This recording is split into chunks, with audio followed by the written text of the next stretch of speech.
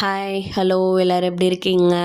நான் ஒரு healthy food செய்ய போகிறேன். அது என்னன்னு நான் பார்க்குறேன். இது வந்து அப்சல்யூட்லி 100% ஹெல்தி தான்.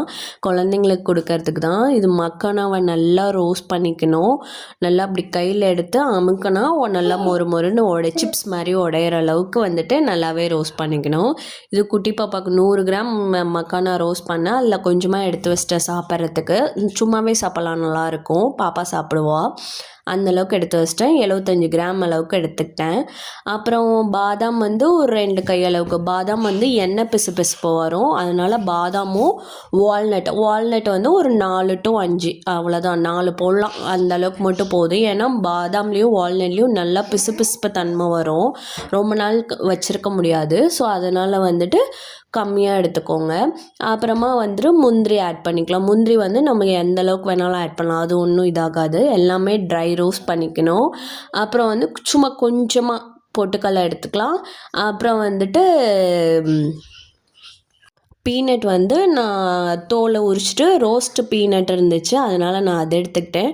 நீங்கள் நார்மல் பீனட்டும் எடுத்துக்கலாம். ஏன்னா இது ரோஸ்ட் பண்ணுறது தான்.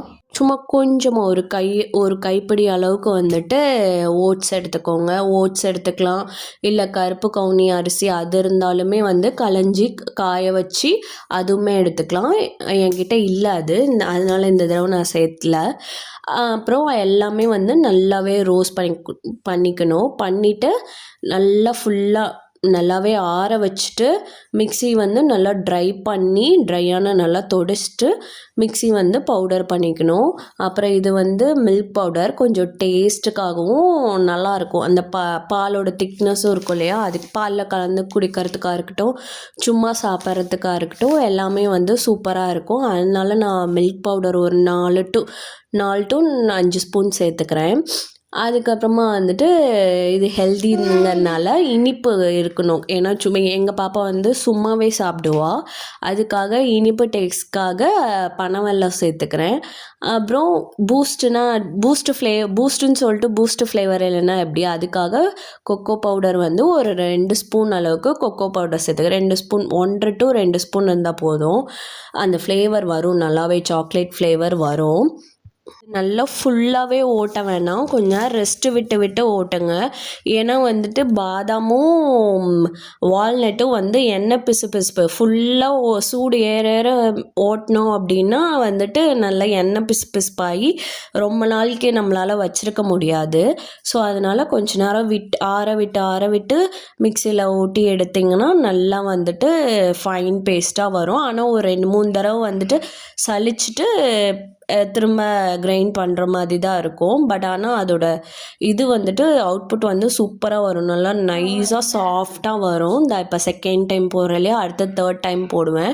நல்லாவே லாஸ்ட் வரைக்குமே பண்ணலாம். ஓரளவுக்கு நல்லாவே சூப்பராகவே நல்லா சாஃப்டாக நல்லா குழந்தைங்க சும்மா ஸ்பூனில் எடுத்து ஸ்நாக்ஸ் மாதிரி இப்போ நாம் நார்மல் பூஸ்ட் எப்படி சாப்பிடுவோம் இல்லையா, அந்த மாதிரி பெரியவங்களும் சரி குழந்தைங்களும் சரி சாப்பிட்லாம். ஒரு கப்பில் போட்டு ஸ்பூன் போட்டே சாப்பிட்லாம். அந்தளவுக்கு டேஸ்ட் வந்து சூப்பராக இருக்கும். நல்லா கொக்கோ ஃப்ளேவரு பவுடர் போட்ட அந்த ஃப்ளேவரு, அப்புறம் பனவெல்லம் போட்டு இது எல்லாமே ஹோம்மேடு வித் நம்ம கையாலே நம்ம குழந்தைங்களுக்கு பண்ணோங்கிற ஒரு சாட்டிஸ்ஃபேக்ஷன் ஃபுல் அண்ட் ஃபுல் இருக்கும் குழந்தைங்க சாப்பிடும் போது. ஏன்னா இது எல்லாமே வந்துட்டு நம்ம கையாலே பார்த்து ஒன்று வறுத்து பண்ணுறது. ட்ரை பண்ணி பாருங்கள், சூப்பராக இருக்கும். தேங்க்யூ.